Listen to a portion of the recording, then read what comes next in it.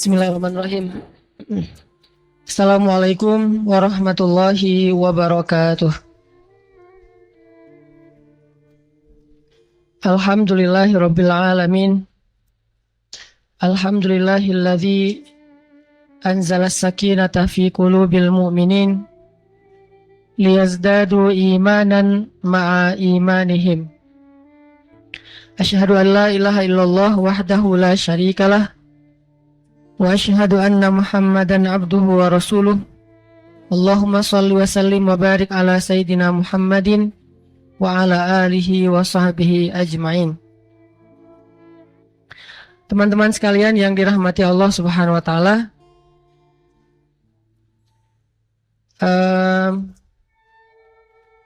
pertama-tama puji dan syukur kepada Allah atas nikmatnya pada sore hari ini.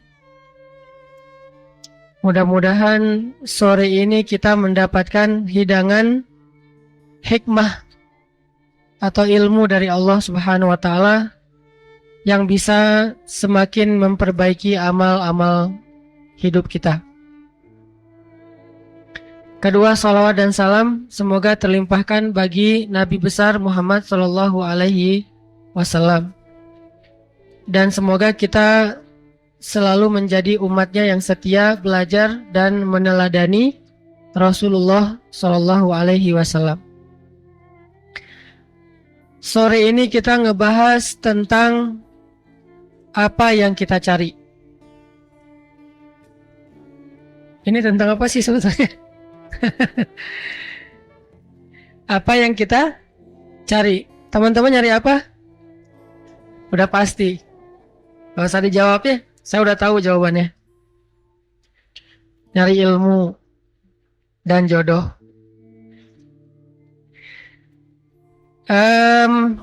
Ngebahas tentang apa yang kita cari. Saya pengen mengangkat satu kisah tentang perang pertama dalam sejarah Islam. Mudah-mudahan ini bisa menjadi terbuka pemahaman kita tentang rahasia-rahasia di balik adegan sirah Nabi Muhammad SAW. Perang pertama teh dalam Islam perang apa? Perang Badar.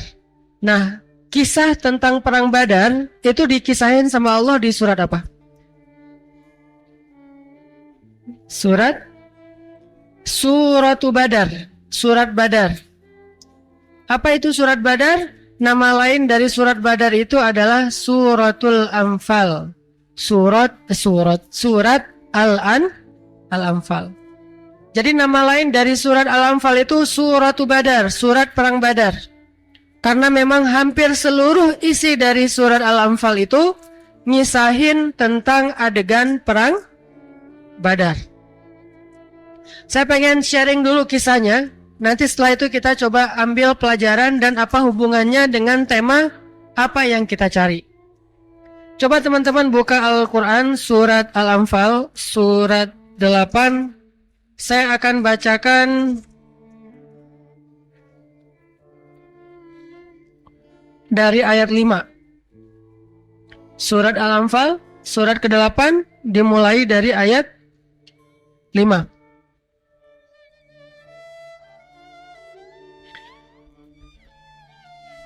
Saya akan baca dari ayat 5 sampai ayat 8. Saya bacakan, kemudian teman-teman mengikuti ya. Surat Al-Anfal ayat 5. A'udzu billahi minasy syaithanir rajim.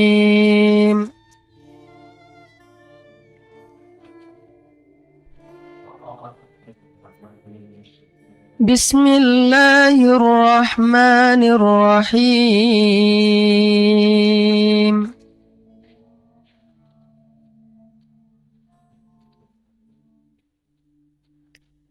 Kama akhrajaka rabbuka min baitika bil haqq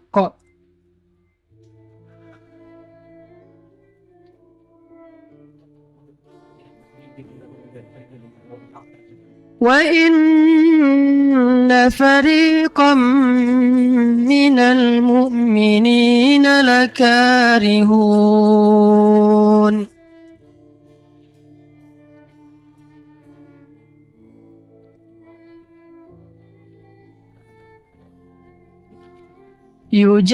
يجادلونك في الحق بعدما تبين كأنما يساقون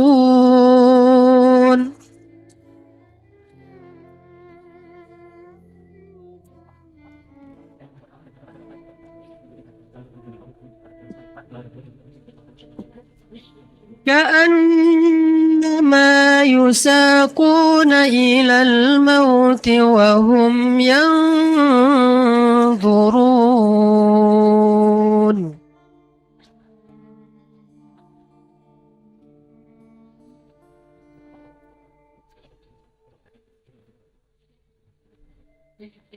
وإذ يعدكم الله إحدى الطائفتين أنها لكم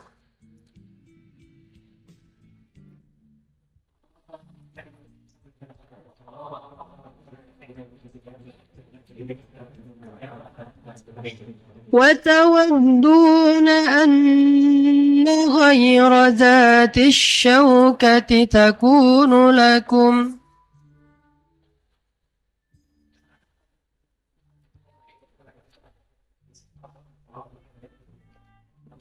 ويريد الله أن يحق الحق بكلماته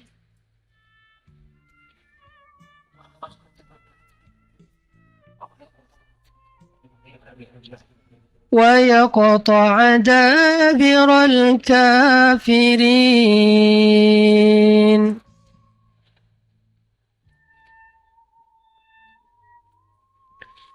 ليحق الحق ويبطل الباطل ولو كره المجرمون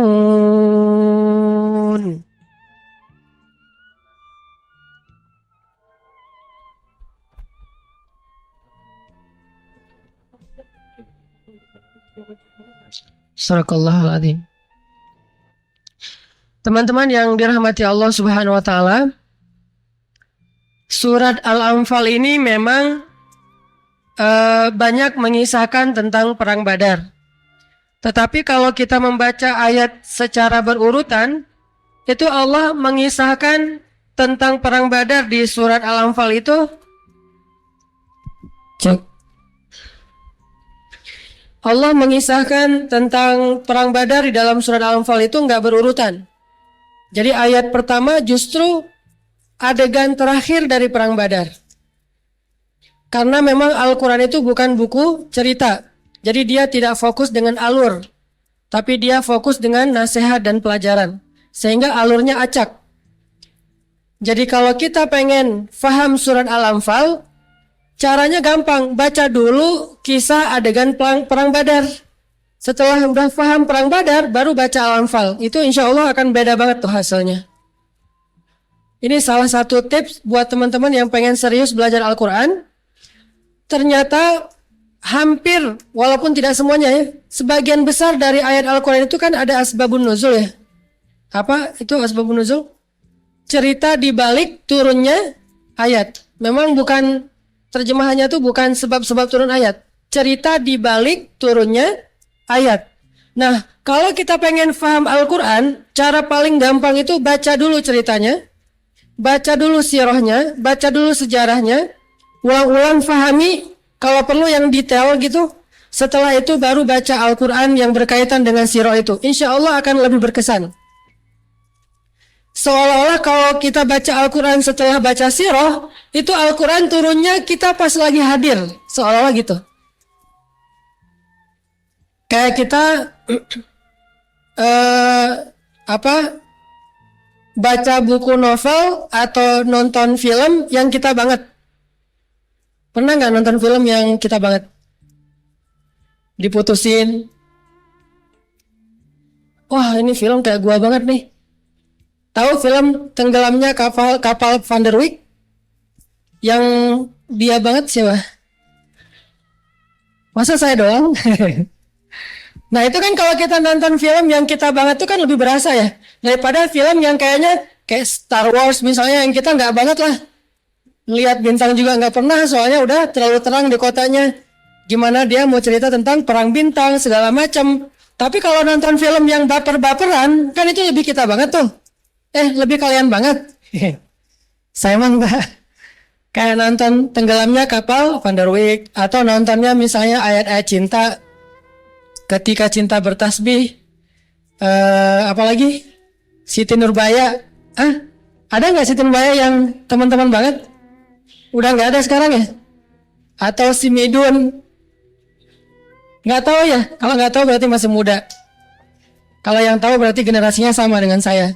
Sengsara membawa nikmat. Jadi kalau kita nonton film yang kita banget atau dengerin lagu yang kita banget tuh. Kau hancurkan hatiku. Wah itu gua banget tuh misalnya itu kan lebih berkesan tuh daripada kita dengerin lagu yang gak kita banget. Gitu juga kalau kita membaca Al-Quran yang kita tahu sejarahnya, yang kita tahu adegannya, itu lebih bisa dihayati daripada kita baca Al-Quran hanya tahu terjemah. Nah gitu juga kalau kita pengen menghafal atau memahami surat Al-Anfal, saran saya mah baca dulu sirah perang Badar, baru setelah itu baca Al-Anfal. Pasti beda hasilnya. Dan kalau baca sirah perang Badar itu kalau bisa yang agak tebal, referensial, jangan buku cuma cuplikan doang. Jadi buku referensial dari A sampai Z skenario dari perang Badar, setelah difahami coba deh baca Al-Anfal, itu akan oh iya gitu hasilnya. Tapi kalau langsung baca Al-Anfal, ini apaan sih? Ini maksudnya apa sih? Gitu. Soalnya kita langsung kepada kesimpulan-kesimpulan, nggak tahu alurnya.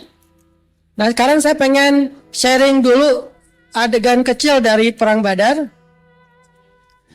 bahwa perang Badar ini kan terjadi di tahun kedua Hijriah. Jadi 2 tahun setelah Nabi hijrah ke Madinah terjadi perang Badar. Niat pertama sebelum terjadi perang Badar itu, Nabi pengen mencegat karavan dagangnya Abu Sufyan. Waktu itu Abu Sufyan belum masuk Islam.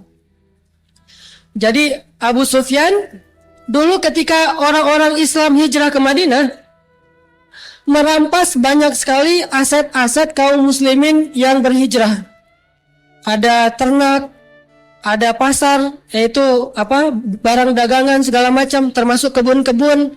Itu dirampas aset-aset kaum muslimin oleh Abu Sufyan. Lalu ketika kaum muslimin sudah pada hijrah ke Madinah, aset ini dikumpulin terus dijual ke Syam. Di mana Syam kalau sekarang? Suriah. Dijual ke Syam. Nah, ketika Abu Sufyan dengan karavan dagangnya pulang dari Syam, itu ngelewatin jalur yang dekat dengan kota Madinah.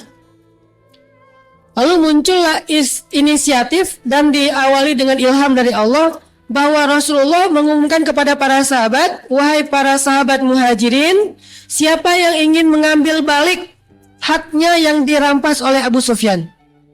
Kan seneng tuh, pengen ngambil balik haknya. Sekarang Abu Sufyan akan melintasi jalur dekat kota Madinah, yuk kita cegat yuk gitu. Dan Allah membolehkan hal itu karena ini adalah haknya kaum muslimin yang dirampas.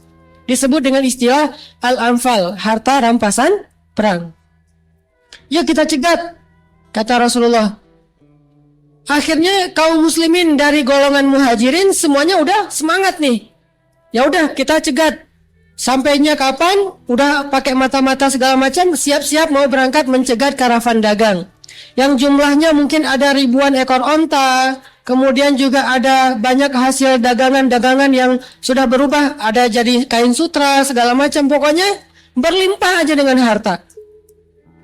Dan yang namanya karavan dagang itu pengawalnya nggak terlalu banyak, nggak seperti pasukan prajurit. Paling-paling pengawalnya misalnya 20 orang, 30 orang yang bersenjata, sisanya para pedagang. Jadi bayangan kaum muslimin waktu itu ini bakalan mudah nih, cuma mencegat karavan dagang, udah mudah, hasilnya besar. Berangkatlah kaum muslimin dari Madinah mencegat jalur lewatnya Abu Sufyan.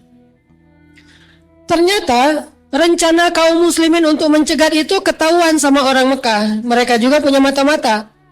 Sehingga akhirnya orang Mekah yang dipimpin oleh Abu Jahal mengumpulkan pasukan militer yang berkuda dengan jumlah 1.000 orang mau mengawal karavan dagangnya Abu Sufyan supaya tidak berhasil dicegat. Dikawal nih. Sehingga Abu Jahal berangkat dengan pasukannya dari Mekah menuju ke titik pencegatan. Nah, ketika Abu Jahal membawa pasukan untuk mengawal karavan dagang Abu Sufyan, akhirnya Allah Subhanahu wa taala memberi pilihan kepada kaum muslimin. Sekarang udah ada 2 target nih. Target pertama, karavan dagang Abu Sufyan. Hartanya banyak, pengawalnya sedikit. Kayaknya lebih gampang nih. Target kedua, Abu Jahal. Itu seluruhnya pasukan militer, prajurit, senjata lengkap, berkuda, jumlahnya lebih banyak, 1.000 orang. Mana yang kalian inginkan, kata Allah. Mulailah Nabi SAW mengumpulkan para sahabat. Yang tadi udah semangat-semangat tuh pengen mencegat karavan dagang yuk. Tiba-tiba Nabi kumpulin, wahai sahabat-sahabatku. Ini ada sedikit perubahan nih. Ada apa ya Rasulullah? Allah Subhanahu wa taala memberi kita pilihan. Kira-kira menurut kalian ini mau yang mana nih? Sekarang ternyata Abu Jahal juga ngirim pasukan. Kita mending nyegat Abu Sufyan atau nyegat Abu Jahal? Kalau nyegat Abu Sufyan kalian tahu kondisinya, kalau Abu Jahal juga kalian tahu kondisinya. Sok mangga, kalian pilih yang mana? Sok mangga teh bahasa Arab apa? Tafadol. Tafadol Indomie. Itu doang yang tahu. Udah aja, mangga mau dipilih yang mana nih? Antara Abu Sufyan sama Abu Jahal. Ternyata para sahabat hampir seluruhnya memilih Abu Sufyan. Karena logikanya ini lebih mudah, lebih menguntungkan. Ditambah lagi, bukankah ini alasan pertama kita tadi mau berangkat? Udah ya Rasulullah, kalau bahasa kita mah gak usah labil lah, udah gitu aja, istiqomah gitu ya. Jangan labil, jangan galau lagi. Udah aja, gimana niat awal kita mau mencegat Abu Sufyan, udah aja bismillah ya Rasulullah. Itu bahasa sahabat. Lalu setelah itu Rasulullah berdoa kepada Allah, ya Allah, menurutmu yang mana nih? Ternyata Allah lebih berkenan Abu Jahal daripada Abu Sufyan. Sehingga dengan berat hati Nabi mengatakan, wahai sahabat, ternyata Allah memilihkan untuk kita Abu Jahal, pasukan, bukan karavan dagang. Mulailah para sahabat ada agak-agak sedikit kecewa tuh. Wah, tahu gini, gitu ya. Jadi ibarat kita tadinya udah dikasih angin surga nih, kita ta'arufan aja dulu, segala macam gitu ya. Udah dikasih nih angin-angin surga, atau dia ngasih janji-janji palsu gitu kan ya.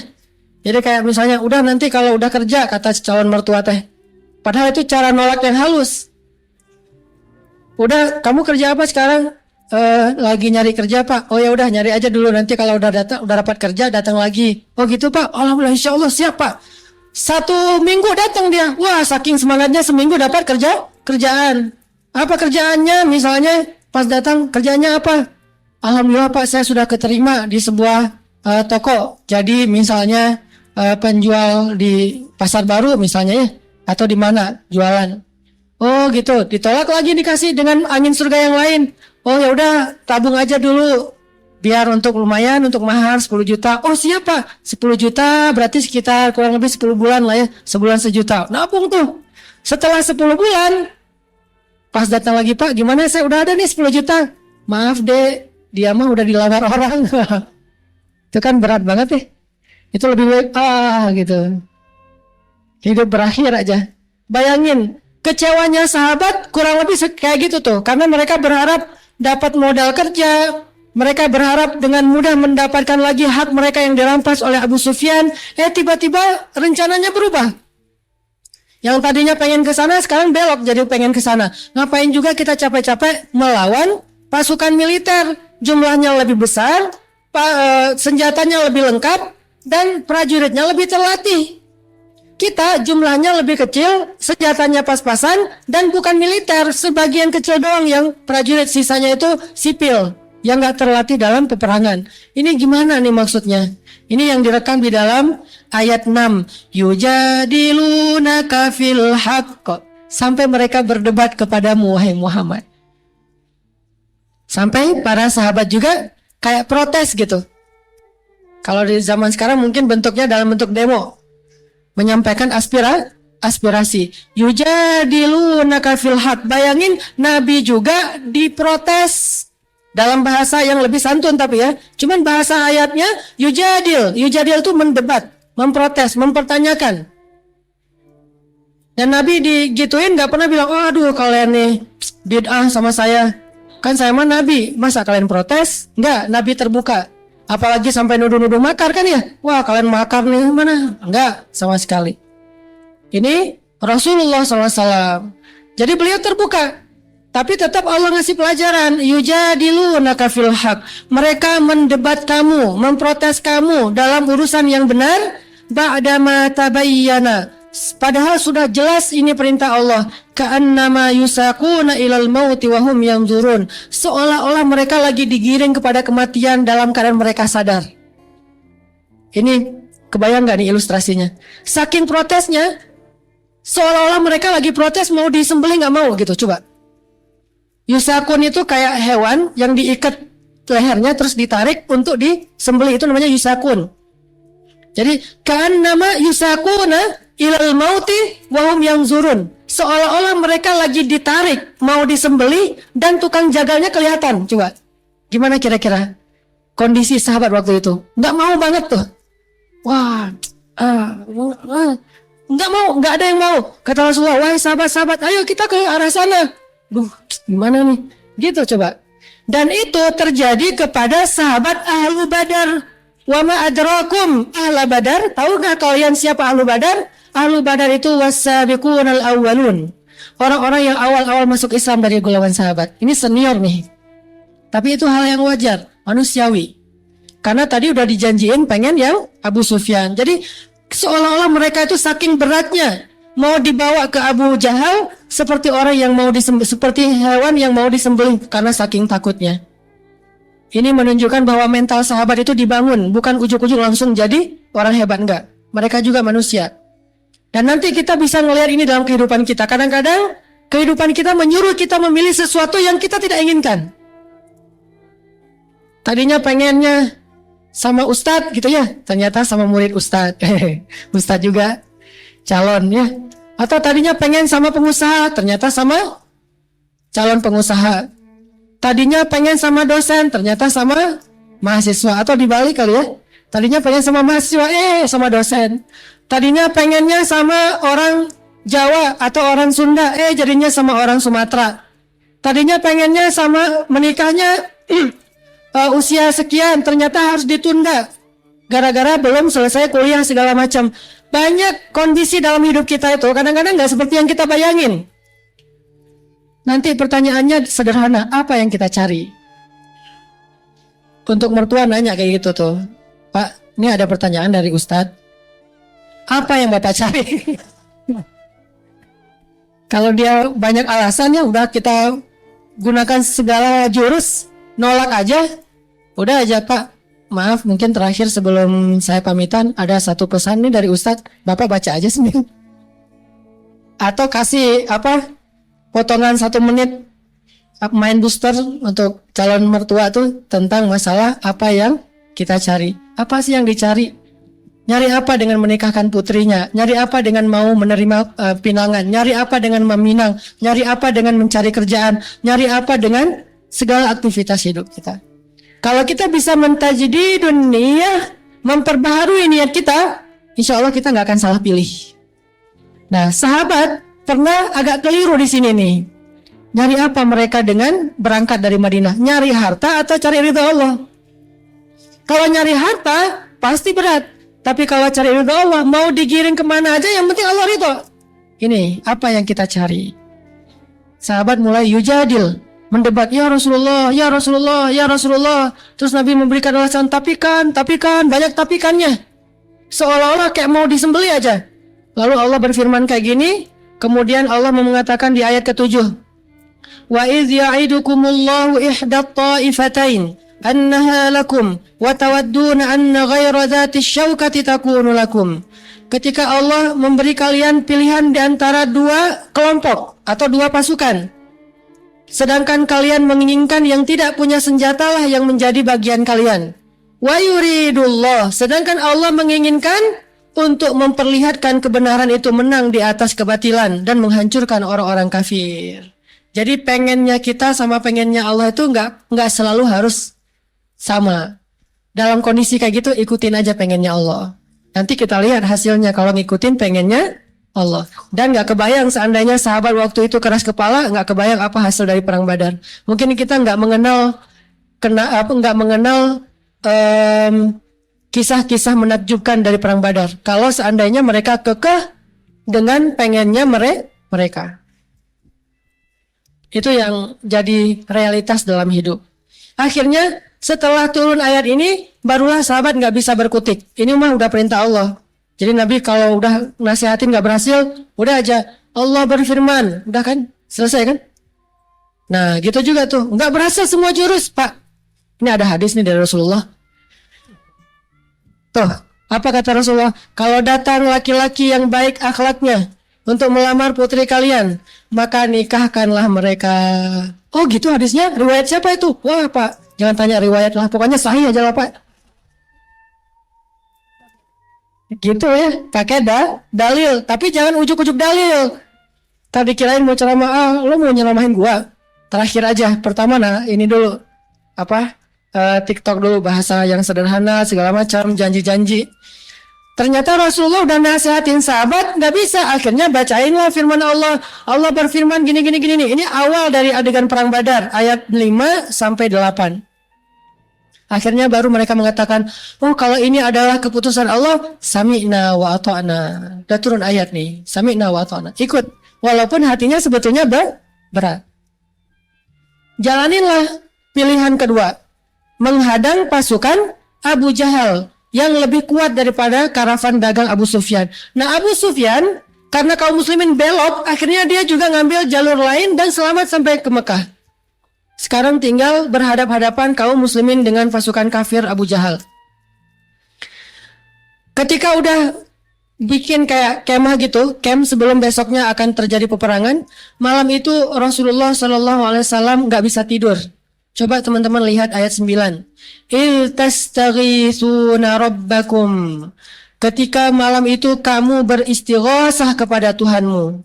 Tastaghithun, bahasa lainnya adalah istighosah. Teman-teman pernah dengar istilah istighosah? Istighosah itu artinya apa? Berdoa dengan sungguh-sungguh. Jadi ini nih. Jadi kalau kita udah memperbaharui niat kita, apa sih yang kita cari? Pilihlah pilihan Allah. Setelah kita memilih pilihan Allah, udah gitu istighosah. Doalah sebanyak-banyaknya kepada Allah. Bilang, ya Allah, Engkau tahu hari ini saya mengambil satu pilihan yang berat. Dan itu tidak saya lakukan kecuali karena ingin taat kepadamu ya Allah. Pilihan antara mau pacaran atau mau nikah. Nikah mah sebetulnya belum siap ya Allah. Ngomong jadi akrab aja deh. Daripada terlalu kaku ya.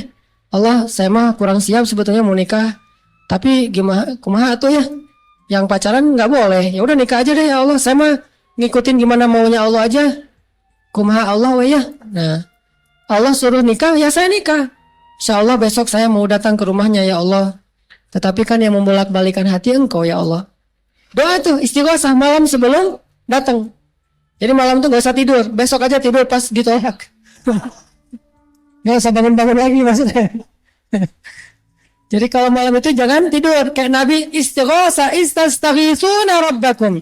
Nabi itu berdoa semalam suntuk, gak tidur sama sekali. Cuma 2 orang yang gak tidur pada malam sebelum terjadi perang Badar, Rasulullah dan Abu Bakar As-Siddiq. Yang lain semuanya tidur lelap. Saking lelapnya, maaf ya ini sejarah, saking lelapnya banyak sahabat yang mimpi basah. Ini godaan setan.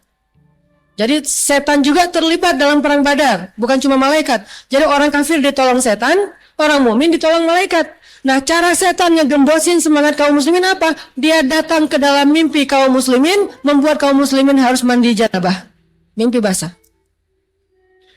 Sedangkan Nabi berdua dengan Abu Bakar doa terus, ya Allah, ya Allah. Apa salah satu doa Nabi waktu itu? Ya Rabbi, besok kami akan menghadapi musuh untuk kali pertama.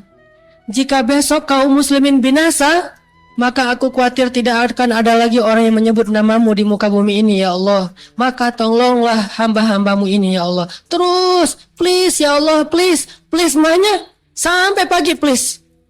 Terus saja memohon kepada Allah. Aku mohon dengan sangat, kan gitu ya. Gak nyambung ya. Gak tahu filmnya sih. Aku mohon dengan sangat, please ya Allah gitu. Nabi berdoa terus sampai kalau dalam sejarah disebutkan Nabi kan pakai shawl gitu, bukan shawl, rida itu kayak shawl atau kayak sorban ditaruh di kepala beliau sampai jatuh sorban itu, dan janggut beliau yang lembut itu basah dengan air mata, terus menangis sepanjang malam. Itu namanya istighosah. Salah satu rahasia kesuksesan Nabi dalam perang Badar. Pakai itu untuk perang.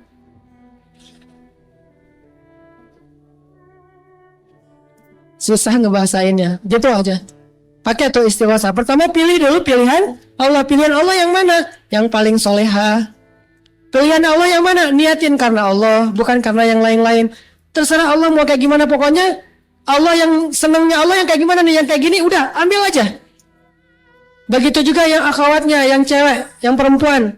Pilihan Allah yang mana? Yang baik akhlaknya, yang dekat dengan agama Allah, yang dekat dengan masjid. Walaupun mungkin secara duniawi kurang mapan, pilih aja pilihan Allah. Kalau kita libatin Allah dalam pilihan kita, Allah gak akan ngecewain kita, yakin tuh 100%. Tapi kalau kita gak ngelibatin Allah dalam pilihan kita, nanti begitu kita punya masalah, kita ngadu ke Allah, Allah nanya, maksud lo? Kasihan kan ya? Walaupun Allah gak akan ngomong kayak gitu, tapi apa maksudnya? Cuma bahasa ini mah maksud lo gitu. Allah nanya, ngapain kamu nanya-nanya ke saya? Bukankah saya gak dilibatin dari awal? Sama kayak kita kan? Orang gak dilibatin dari awal, pas ada masalah kok ngelibatin kita, nggak keren banget tuh, nggak fair gitu. Makanya ketika ada pilihan hidup, libatin Allah dalam pilihan kita. Maka idzan la yudayyi'akallah. Allah nggak akan mengecewakan kamu. Sama kayak dulu saya pernah cerita, Siti Hajar ditinggalkan Ibrahim di tengah bukan padang pasir ya, padang batu. Karena Mekah dengan Dubai itu beda. Kalau Dubai itu pasirnya tuh kayak bedak, halus banget, itu padang pasir. Kalau Mekah batu, lebih panas daripada padang pasir. Ketika Siti Hajar ditinggalkan oleh Ibrahim di tengah lembah batu Mekah, Siti Hajar nanya kepada Ibrahim, ya Ibrahim, kenapa engkau tinggalkan kami di sini? Ibrahim tidak bisa menjawab kenapa, karena nggak tega. Akhirnya Ibrahim jalan aja. Setelah jalan beberapa langkah, Siti Hajar ganti pertanyaannya. Ya Ibrahim, Allahu amaraka bihadza? Apakah Allah yang menyuruhmu melakukan ini? Baru Ibrahim mengangguk. Ya, ini perintah Allah. Jadi kalau bahasa Arab Allah itu Allah. Tapi kalau A-nya panjang, Allah, A-nya double, itu artinya apakah. Jadi A apakah? Panjang gitu ya.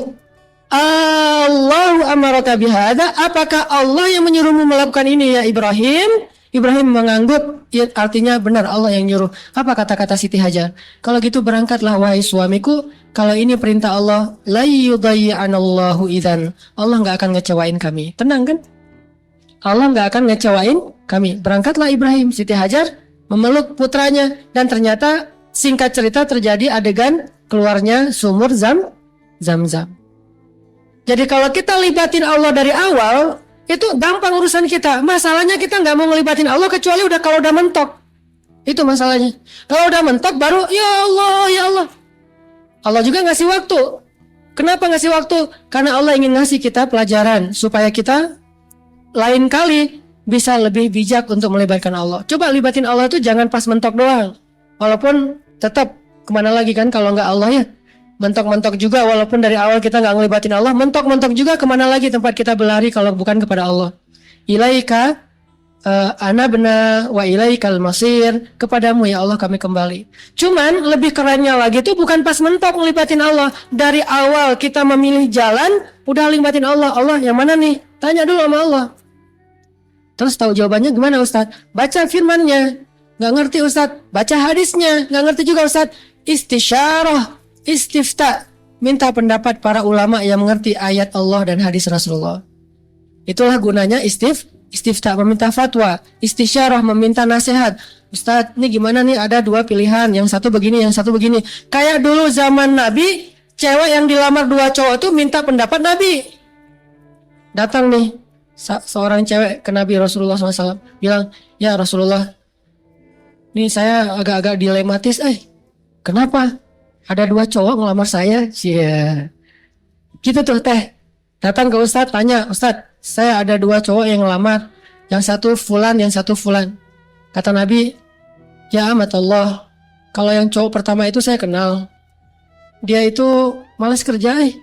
Oh gitu Rasulullah. Iya, nggak pernah kerja dia mah, di rumah aja pangku-pangku tangan, nge-game aja di rumah mah dengan gadgetnya. Kalau bahasa sekarang mah suka nge-game, nggak pernah, nganggur aja. Oh gitu. Kalau yang kedua ya Rasul, kalau yang kedua itu dia nggak pernah nurunin tongkat, kata Nabi. Arti nurunin tongkat tuh suka mukul istri, kasar orangnya. Oh gitu. Saya baru tahu, untung saya minta pendapat Rasulullah. Udah deh, saya tolak aja dua-duanya. Ya gitu ya, ditolak dua-duanya. Akhirnya datang lagi yang lebih baik. Istisyarah namanya, minta pendapat ulama. Jangan putuskan sendiri. Karena kalau kita memutuskan sendiri dan kita nggak paham, berarti kita tidak melibatkan Allah dalam pilihan hidup kita. Dan nanti kalau ada masalah, susah mau minta tolong sama Allah. Dari awal tuh udah ngelibatin Allah. Tanya, yang mana nih yang Allah suka? Pekerjaan, jodoh, perbuatan, apapun lah pokoknya, minta pendapat Allah. Kita pengen mengubah cara hidup kita, tanya yang mana yang baik nih, model ini atau model yang itu, tanya kepada Allah, libatin. Akhirnya Nabi berdoa semalaman, para sahabat mimpi, pas bangun dari tidur menjelang subuh, mereka ternyata harus mandi junub. Saat mereka mau mandi junub, airnya kurang, mulai terjadi lagi rasa gelisah dalam hati sahabat. Tuh kan, cek kurang ge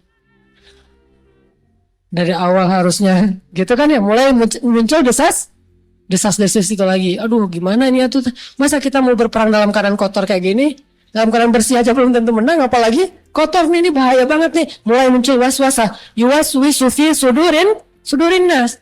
Dan nggak usah khawatir, jadi kalau kita udah pilih pilihan Allah, lalu kita istighosah kepada Allah, masih ada rasa galau, gak usah khawatir, lewatin aja, jalanin aja terus. Karena galau itu tidak muncul dari kita, tapi muncul dari si dia. Siapa sih dia teh? Minal jinnati wan nas, khannas, yang suka yuwaswis. Dia suka bikin kita galau emang. Jadi kalau udah galau, sana lo, bikin galau aja gitu. Cara bilang sana lo nya gimana? A'udzubillahi minasyaitonirrajim. Jadi terjemahannya sana lo gitu. Jadi kalau galau, auzubillahi minasyaitonirrajim, udah pergi aja sana, nggak bakalan berhasil ngegalauin saya kok udah mantap sama dia. Ini ya, jadi intinya apa? Kalau terjadi waswasa, nggak nyaman, karena kita udah pilih jalan Allah. Karena jalan Allah itu nggak akan mudah, tetapi ujungnya pasti bahagia. Sedangkan jalan setan tuh kelihatannya tuh kayak keren banget, padahal ujungnya itu adalah sengsara. Kita pilih nih jalan Allah dari awal. Makanya nanya dari awal, ini nyari apa nih? Nyari Allah atau nyari dunia? Nyari akhirat atau nyari dunia? Nyari keridhaan Allah atau nyari hawa nafsu? Kalau yang kita cari itu Allah, udah jalanin aja. Gak mungkin Allah ngecewain, pasti. Cuman agak sedikit berlika-liku, tak apalah. Ya, sedikit ada masalah di jalan, biasalah itu. Yang penting jalanin aja terus. Nih sahabat kayak gitu, galau. Gak bisa mandi, airnya habis. Airnya sedikit, bayangin gak usah yang 300 orang. Kita kadang-kadang bikin berkemah misalnya 20 orang, 30 orang kan susah nyari air tuh. Apalagi ini di tengah padang pasir 300 orang dan semuanya butuh mandi. Datang ke Nabi, ya Rasulullah, ada apa? Ini kami semuanya wajib mandi, cuma Rasulullah sama Abu Bakar doang nih yang gak wajib mandi. Gimana ya Rasulullah? Gak ada air, gak ada. Doa lagi Nabi, ya Allah, ada air gak? Turun hujan coba malam itu. Kata Allah di ayat 11, coba lihat ayat 11. إذ يغشيكم النعاس أمنة منه وينزل عليكم من السماء ماء ليطهركم به ويذهب عنكم رزج الشيطان وليربط على قلوبكم ويثبت به الأقدام. Itu adegannya tuh. Ketika kalian mengantuk, Allah buat mereka mengantuk, tapi setan yang godain mereka dalam mimpi. Allah buat mereka ngantuk supaya apa? Amanatan, biar nggak galau lagi. Jadi cara Allah menenangkan kaum muslimin yang lagi galau gelisah malam itu adalah dibikin ngantuk. Cuma 2 orang doang yang nggak ngantuk, Abu Bakar, Rasulullah dengan Abu Bakar. Yang lain ngantuk. Jadi kalau kita udah nggak kuat lagi menahan perasaan, ya Allah ngantuk dong, gitu.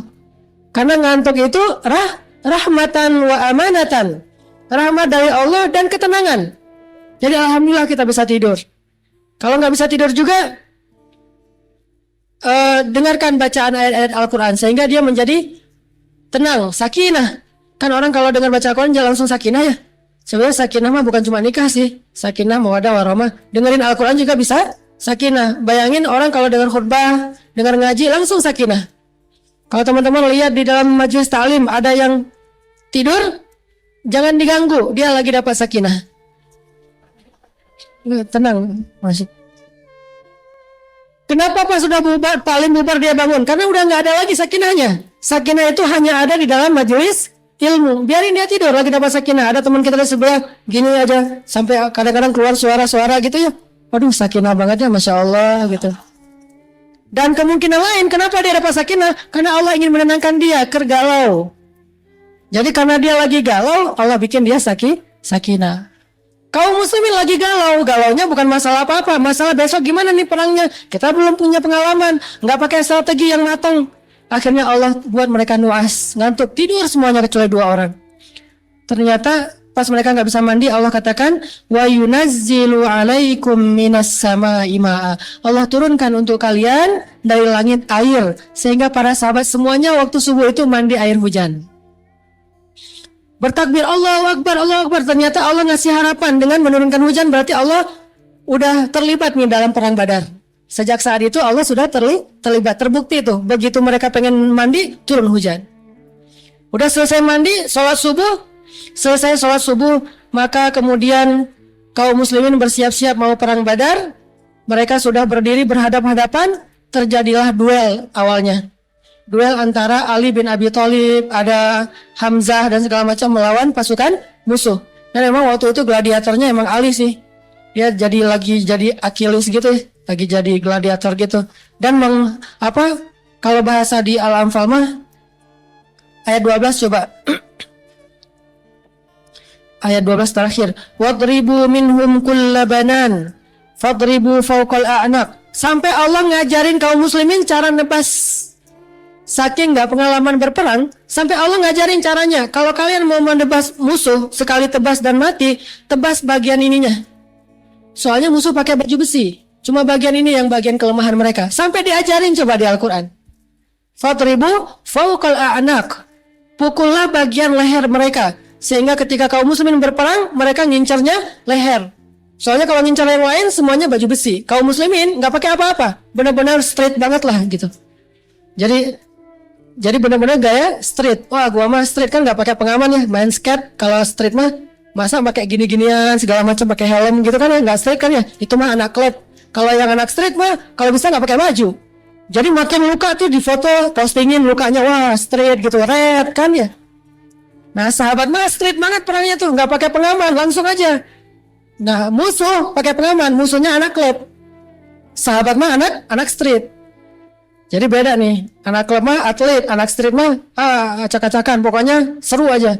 Kayak anak bola yang main di dalam klub sama yang main di jalanan. Di jalanan kan nggak pakai sepatu kan? Kalau di klub sepatu, pengaman segala macam. Nah, musuh pakai pengaman, kaum muslimin street banget. Straight gitu ya. Ditebas lehernya. Alhamdulillah Allah mengajarkan cara mereka berperang. Sampai selesai perang Badar, Allah turunkan ketika perang Badar itu malaikat berangsur-angsur. Turun malaikat tuh. Ini kalau kita libatin Allah, Allah kasih kejutan. Cuman Allah nggak mau ngomong dari awal. Kenapa? Allah kok nggak ngomong sih mau diturunin malaikat? Atau dari gitu kan dari awal juga udah pasti mau lah. Kalau pas malaikat ya, kan awal mah ragu gara-gara 300 lawan 1000. Tapi coba Allah bilang, kalian milih yang 1000 aja ya. Ntar gua turunin malaikat deh 1000 malaikat. Wah mau dong Allah kalau gitu. Kenapa Allah nggak ngasih tahu dari awal coba? Kan pertanyaannya gitu. Karena Allah ingin melihat siapa yang benar-benar yakin dan berserah diri kepada Allah, siapa yang lebih yakin kepada logika matematikanya. Jadi Allah nggak mau ngasih tahu ke sahabat dan Nabi aja, Allah nggak ngasih tahu, siapa kita pengen tahu dari awal. Allah ini kira-kira, tapi ntar dibantukan ya sama Allah. Bantu nggak sih Allah? Nggak usah tahu itu, udah aja yakin kalau kita libatin Allah, Allah pasti akan bantu. Ternyata turun malaikat berangsur-angsur, dan dalam riwayat disebutkan malaikat yang turun waktu itu memakai ikat kepala hijau, jubah putih, kemudian malaikatnya bercahaya, turun seperti merpati atau seperti elang yang menyambar. Bukan merpati, elang ya, seperti elang menyambar. Turun dari langit, serentak gitu, ada berapa ratus malaikat, terus lewat, datang lagi berapa ratus, terus aja gitu, kayak gelombang gitu. Jadi swell ya. Jadi kayak dapat swell gitu, berangsur-angsur, pesta ombak deh. Nah, akhirnya datang malaikat ngabisin musuh-musuh, dan ini diriwayatkan oleh seorang musuh yang kelak dia masuk Islam. Dia bilang gini, pas terjadi perang Badar, kami melihat ada pasukan berwarna putih, memakai jubah-jubah putih seperti burung, dan mereka mengikat kepala dengan ikat kepala hijau. Mereka datang menyambar, lalu aku menutup mataku dan tidak berani melihat, sehingga aku mendengar suara teman-temanku berteriak seperti orang yang sedang ditebas lehernya. Orang-orang musuh, orang-orang kafir itu berteriak karena lehernya ditebas oleh malaikat. Wah, kaum muslimin sebetulnya waktu itu nggak berperang sebetulnya. Cuma mau angkat senjata, udah keduluan malaikat. Saking gampangnya perang Badar tuh. Tapi kan ujian mentalnya berat itu ya. Pas perangnya mah gampang. Sebelum perangnya ini yang jadi ujian berat. Makanya hidup tuh kayak gitu tuh. Pas mau dijalanin kayak bakalan gimana gitu. Pas sudah dijalanin, ternyata nggak gitu-gitu amat ya. Dimudahin sama Allah. Udah aja dihabisin sama malaikat. Begitu aku buka mataku, kata dia, aku melihat teman-temanku semuanya tergeletak dalam keadaan tidak bernyawa karena sudah dibunuh oleh malaikat. Cuma satu yang tersisa, dan itu untuk menjadi saksi sejarah. Itu cara Allah nolongin. Udah selesai perang Badar. Orang musuh-musuh udah pada mati, termasuk Abu Jahal.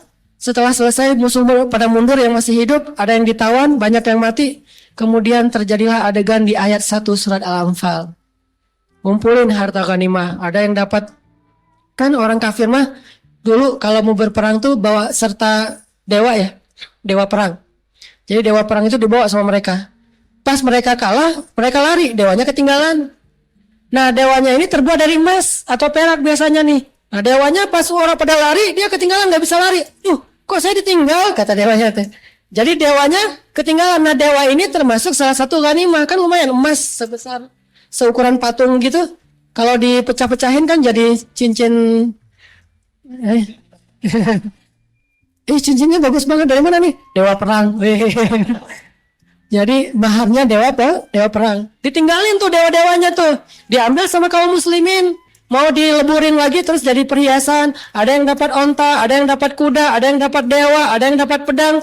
Nggak rata. Jadi ada yang dapat miliaran, ada yang dapat cuma berapa puluh ribu. Nggak sama gitu. Akhirnya terjadilah perdebatan lagi. Tadi kan emang niatnya dari awal pengen dapat ghanimah kan? Nih mumpung kita udah ngikutin nih apa maunya Allah, sekarang udah dapat ghanimah, ayo kita ambil. Rebutan udah aja. Allah sekarang udah dapat ghanimah, ayo kita. Terjadi percekcokan di antara mereka. Ada yang bilang, "Loh, kok saya cuma dapat segini? Kamu dapatnya banyak. Padahal saya duluan yang paling depan tadi pas perang. Giliran ghanimah kamu aja depan." Ramai aja di antara sahabat. Mengadulah mereka kepada Rasulullah, "Yas'alunaka 'anil anfal." Makanya saya bilang surat Al-Anfal ini tidak berurutan secara alur karena emang Al-Qur'an bukan buku kisah. Tapi kisah sebagai contoh. Kita harus baca kisah dulu baru baca ayatnya. Mereka tanya, "Ya Rasulullah, gimana tuh ini pembagian Al-Anfal kok nggak sama rata? Saya capek-capek berperang nih, lihat nih tangan saya banyak bekas luka, tapi dapatnya cuma segini doang. Dia nggak ada apa-apa, tapi dapatnya banyak. Rame aja." Terus kata Allah, "Qul anfalulillahi war rasul." Harta itu milik Allah dan Rasul. Ujian lagi tuh coba. Terutama bagi yang udah ngumpulin banyak, coba. Milik Allah dan Rasul, balikin. Saya gitu. Siapa yang ngomong gitu? Yang dapatnya dikit. Kalau yang dapatnya banyak, diam-diam aja. Kalau yang dapatnya dikit, Allah dan Rasul, ayatnya udah turun loh. Udah aja, ngumpulin. Kan ujian lagi kan? Ini ujian mentalnya berat loh. Makanya hayati tuh perang Badar tuh. Dan mereka tuh bukan basa-basi, memang benar-benar agak lumayan ramai. Buktinya Allah berfirman, "Fattaqullah wa aslihu dzata bainikum." Damaikanlah urusan di antara kalian. Berarti ada apa? Ada keributan kan ya? Makanya Allah suruh berdamai. Soalnya tidak sama rata. Ketika Nabi bilang ini milik Allah dan Rasul, yang udah dapat banyak agak-agak berat gitu. Aduh. lebar ini lebar nih, terlalu banyak gini dapat hartanya. Tapi kata Allah, kulil anfal lillahi wa rasul, milik Allah dan Rasul. Ya udah diambil, dikasih ke Rasul. Baru Rasulullah membaginya secara rata. Lalu mereka mengatakan, ya sudah, sami'na wa ata'na. Berkali-kali itu diuji untuk mereka. Makanya perang Badar ini melahirkan veteran yang dijamin masuk surga oleh Allah SWT. Karena ujiannya itu berat. Dan akhirnya mereka lulus, walaupun di tengah-tengah ujian itu manusiawi. Kadang-kadang ada sedikit rasa tidak agak kaget, agak shock gitu. Itu manusiawi. Tetapi tetap dijalanin. Itu yang hebat dari para sahabat. Sehingga kadang kita juga manusiawi, shock, kaget dengan keputusan Allah, kaget dengan kejutan-kejutan yang Allah berikan sepanjang jalan, tapi jalanin aja terus. Karena itulah akhirnya Allah Subhanahu wa taala memberikan kemenangan yang besar. Dan salah satu kemenangannya apa?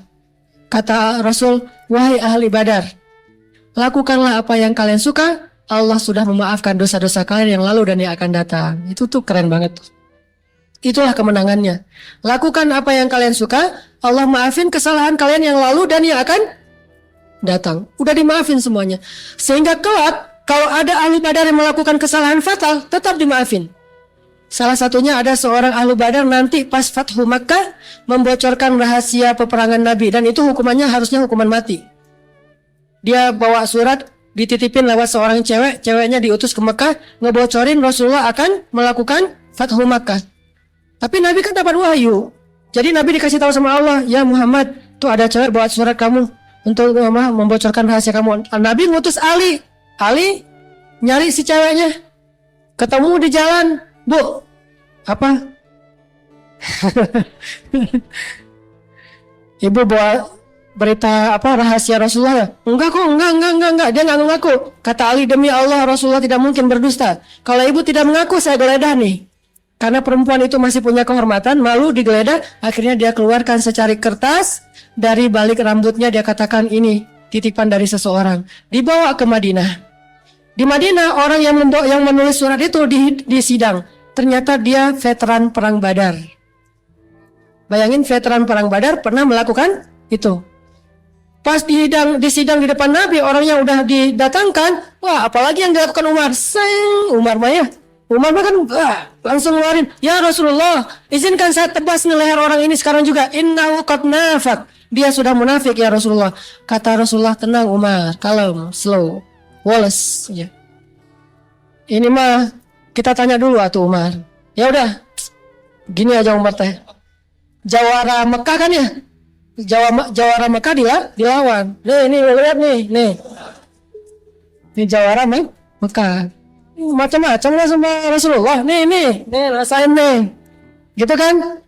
Umar tuh jawara Mekah banget tuh. Duduk aja dia gini nih. Kakinya gitu-gitu. Ngapain nih? Rap.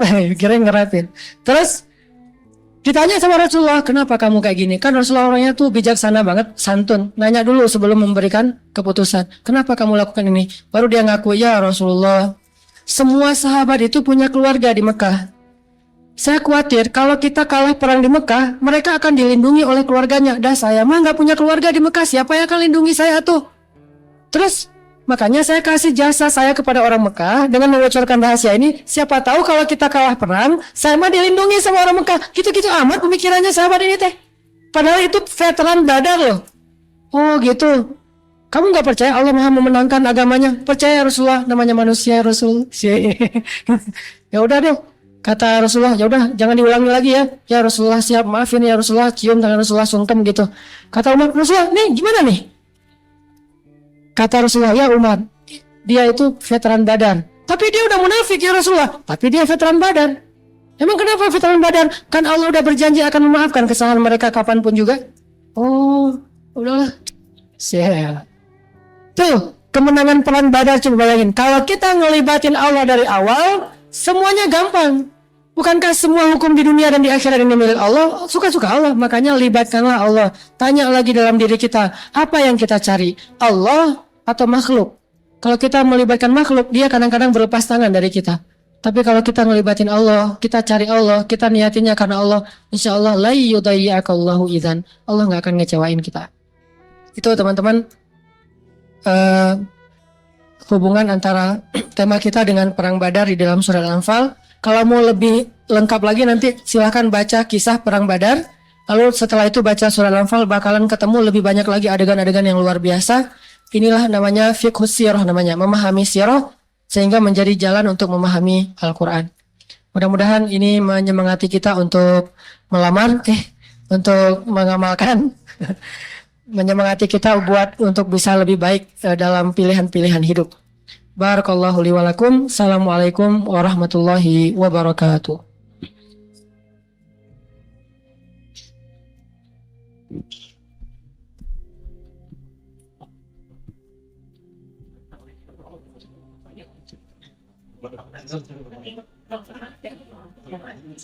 Oh langsung, ya.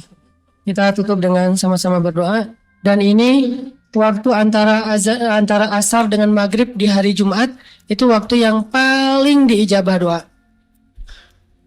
Jadi setiap hari Jumat itu gunakan kesempatannya buat istighosah. Yang tadi ya. Antara asar dengan maghrib. Dan terutama saya selalu ngingetin, yuk kita jangan lupa juga ngedoain saudara-saudara kita di Palestina, di Suriah, di Irak, Rohingya. Karena emang nyatanya kita juga belum bisa jadi relawan ke sana, belum bisa berjihad ke sana, belum bisa rutin menyumbang untuk mereka. Minimal jangan pelit dengan bacaan doa untuk mereka. Karena kadang doa itu juga kadang lebih berharga bagi mereka. Minimal kalau Allah tidak memberikan mereka kemenangan dengan mengalahkan musuhnya, Allah berikan mereka ketenangan dan kekuatan hatinya, dan kemenangan mereka adalah syahid di jalan Allah Subhanahu wa taala.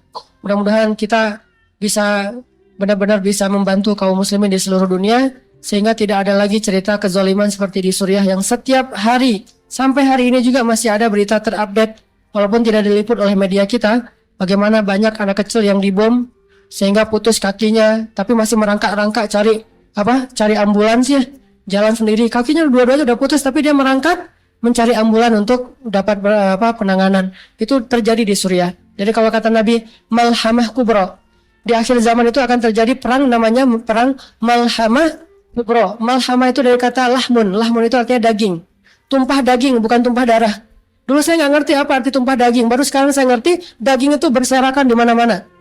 Baru sekarang ngerti maksud dari hadis Nabi malhamah kubro. Saking luar biasanya daging itu berserakan di mana-mana. Orang nemu kaki, nemu kepala, ini tengkorak tinggal setengah dan seterusnya. Orang diamputasi, dioperasi gitu, dibedah nggak pakai biusnya membaca Al-Quran. Ini semuanya terjadi di Suriah. Makanya jangan lupakan mereka dari doa-doa kita di setiap kita berdoa. أعوذ بالله من الشيطان الرجيم بسم الله الرحمن الرحيم الحمد لله رب العالمين حمدا يوافي نعمه ويكافئ مزيده يا ربنا لك الحمد كما ينبغي لجلال وجهك الكريم وعظيم سلطانك اللهم صل وسلم وبارك على سيدنا محمد وعلى آله وصحبه أجمعين اللهم اغفر لنا ذنوبنا اللهم اغفر لنا ذنوبنا اللهم اغفر لنا ذنوبنا ولوالدينا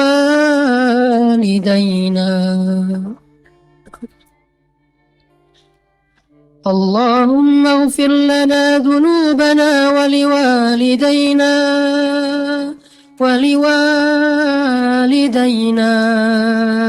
ولوالدينا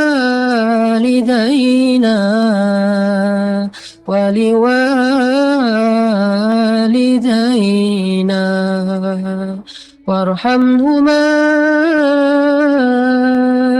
وارحمهما يا رحمن وارحمهما يا رحيم وارحمهما كما ربيانا صغارا اللهم انصر الإسلام والمسلمين اللهم انصر المسلمين في فلسطين اللهم انصر المسلمين في سوريا اللهم انصر المسلمين في العراق اللهم انصر المسلمين في الشام اللهم انصر المستضعفين من المؤمنين في رهينيا اللهم انصر المجاهدين ووحد صفوفهم وسدد رميهم واشفي جرحاهم وارحم شهداءهم اللهم ألف بين قلوب المؤمنين اللهم اجعل بلدنا هذا إندونيسيا بلدا آمنا وارزق أهله من الثمرات يا رزاق يا رب العالمين اللهم أعنا على ذكرك وشكرك وحسن عبادتك ربنا آتنا من لدنك رحمة وهيئ لنا من أمرنا رشدا واجعل لنا من كل ضيق مخرجا ومن كل هم فرجا ومن كل عسر يسرا ربنا هب لنا من الصالحين ربنا هب لنا من أزواجنا وذرياتنا قرة أعين واجعلنا للمتقين إماما يا ودود يا ودود اللهم إنا نسألك علما نافعا وقلبا خاشعا وعملا متقبلا ورزقا حلالا طيبا ودعوة مستجابة يا مجيب السائلين ربنا آتنا في الدنيا حسنة وفي الآخرة حسنة Waqina adzabannar. Ya Rabbana, terimalah doa-doa kami ya Allah. Terimalah permintaan kami ya Allah. Terimalah istighosah kami ya Allah. Terimalah curhat-curhat kami ya Allah. Tiada yang lebih mampu mengabulkan setiap permintaan kami selain Engkau ya Allah. Tidak ada yang tahu setiap langkah semut yang maha mendengar kecuali Engkau ya Allah. Engkau mendengar segala sesuatu yang tersembunyi di langit dan di bumi. Dan Engkau pasti mendengar permintaan kami. Dengarkanlah dan ijabahlah ya Allah. Sesungguhnya inilah waktu yang terbaik untuk berdoa. Maka terimalah doa-doa kami. Limpahkanlah rahmat dan hidayah-Mu kepada kami. Dan limpahkan pula kemenangan dan pertolongan kepada saudara-saudara kami di seluruh dunia ya Allah. Kuatkanlah hati mereka ya Allah. Kuatkanlah kesabaran mereka ya Allah. Berikan mereka kemenangan atas musuh-musuhnya ya Allah. Ya Rabbana, ampuni dosa bunda-bunda kami ya Allah. Ampuni dosa ibunda kami ya Allah. Ampuni dosa ibu kami ya Allah. Ampuni dosa ibu kami ya Allah. Kami tidak sanggup untuk membalas jasa-jasa ibu kami selain mendoakan kebaikan untuknya ya Allah. Ampunkanlah dosa ibunda kami.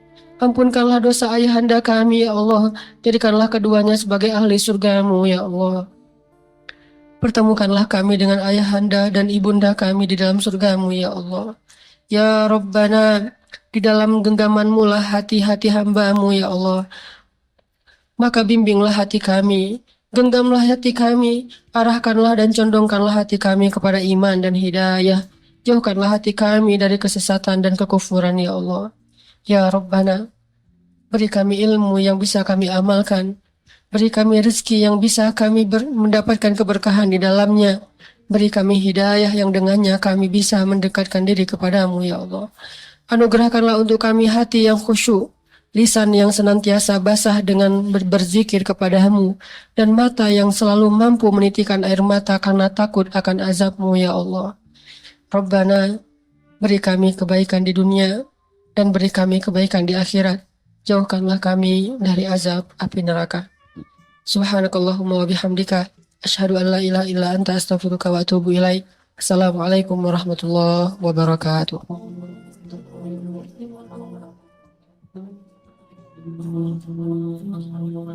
orang nggak bakalan kecewa kalau bersandar kepada Allah. Itu nggak bakalan. Bahkan kita bisa bilang mustahil. Mustahil seseorang itu kecewa gara-gara berpegang, bersandar, menyerahkan dirinya kepada Allah. Itu mustahil. Bukan seperti itu sunnatullah. Karena siapapun yang berserah diri kepada Allah, maka dia telah berpegang kepada tali yang paling kokoh. وَمَنْ يُسْلِمْ وَجْهَهُ إِلَى اللَّهِ وَمَنْ يُسْلِمْ وَجْهَهُ إِلَى اللَّهِ وَهُوَ مُحْسِنٌ فَقَدِ اسْتَمْسَكَ بِالْعُرْوَةِ الْوُثْقَى وَإِلَى اللَّهِ عَاقِبَةُ الْأُمُورِ. Siapa yang menyerahkan dirinya kepada Allah dan dia senantiasa berbuat baik, maka sesungguhnya dia telah berpegang kepada tali yang paling kokoh dan kepada Allah segala urusan dikembalikan. Jadi nggak ada orang yang kecewa kalau dia berpegang kepada Allah. Masalah apapun, masalah rezeki, masalah jodoh, terutama yang kedua. Kalau kita bergantung kepada Allah dalam urusan jodoh, maka insya Allah kita nggak akan kecewa. Mak comblang yang paling baik itu adalah Allah. Kalau mak comblangnya Ustadz, kadang-kadang ngecewain. Ustadz, ini CV saya. Oh ya, kriteria yang kamu cari seperti apa? Saya emang gak susah-susah Ustadz, standar-standar aja. Ya standar yang gimana? Yang tingginya 180, yang kulitnya bening, sampai kalau minum kelihatan airnya ngalir, transparan. Kemudian yang hidungnya seperti pedang, yang matanya seperti bidadari. Tahu mata bidadari? Besar dan sayu, tapi nggak gelok. Nah ini kriterianya. Terus kata Ustadz, kalau yang kayak gitu Ustadz juga mau gitu ya. Akhirnya pas ketemu Ustadznya duluan yang ta'arufan. Ini kalau mak comblangnya manusia. Tapi kalau mak comblangnya Allah jauh lebih meyakinkan dan gak bakalan kecewa. Dengan kriteria apapun, wa huwa ala kulli syai'in qadir.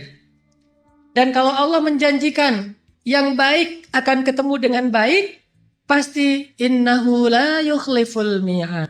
Allah tidak pernah mengingkari janjinya. Masalah apapun kita harus mengandalkan Allah. Coba deh, selalu ngandelin Allah. Bahasa gampangnya gini, udah tenang aja, ada Allah. Itu. Dan kalau kita sudah melibatkan Allah, la yudayya'akallahu idzan. Itu pasti, Allah gak bakalan ngecewain kamu. Kalau udah ngandelin Allah, ini gimana nih? Udah, tenang aja, ada Allah. Allah tidak akan mengecewakan. Salah satu kalimat, udah tenang aja, ada Allah, adalah la tahzan. Innallaha ma'ana. Kalau kita ada teman lagi galau gitu, terus kita bilang, la tahzan, innallaha ma'ana. Kalau bahasa kita, woles bro, tenang aja, ada Allah. Santai bro, karena ada Allah. Itu bahasa Arabnya, la tahzan, innallaha ma'ana.